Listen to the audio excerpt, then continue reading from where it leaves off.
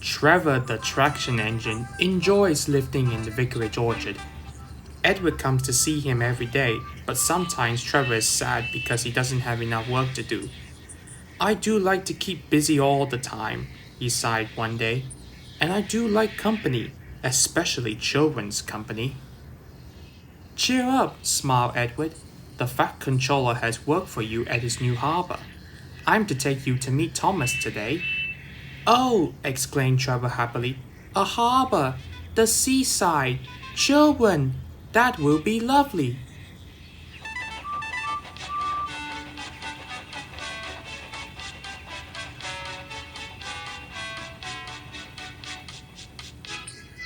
Thomas was on his way to the harbour with a trainload of metal pilings.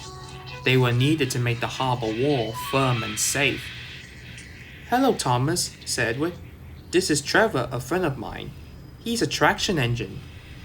Thomas eyed the newcomer doubtfully. A what engine? He asked. A traction engine, exclaimed Trevor.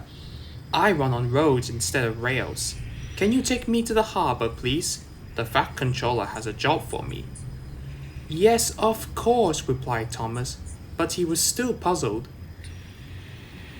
Workmen coupled Trevor's truck to Thomas's train, and soon they were ready to start their journey.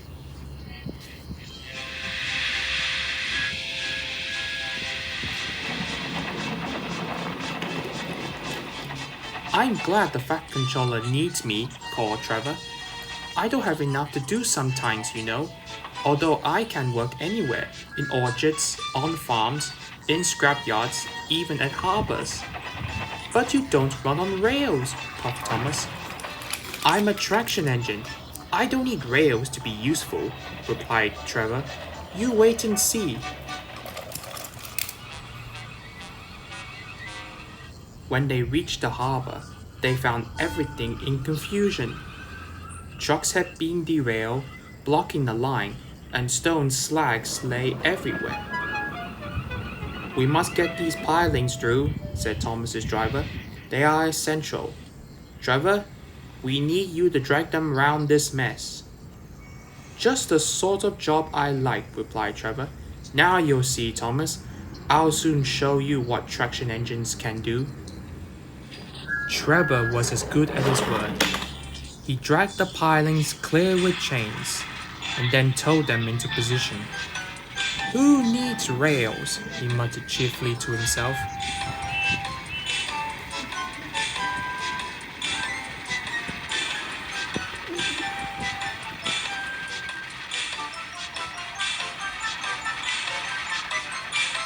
Later, Thomas brought his two coaches Annie and Clever to visit Trevor. Thomas was most impressed. Now I understand how useful a traction engine can be. The coaches were full of children, and Trevor gave them rides along the harbour. Of all the jobs he did at the harbour that day, he liked this best of all.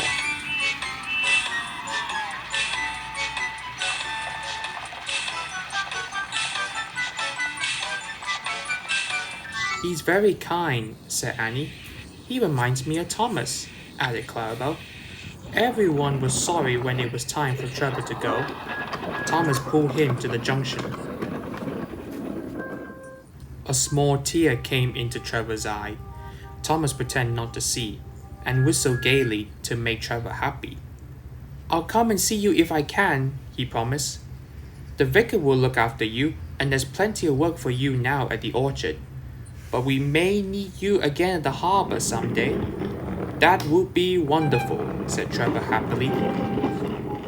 That evening, Trevor stood in the orchard, remembering his new friend Thomas, the harbour, and most of all, the children. Then he fell happily to sleep in the shed at the bottom of the orchard.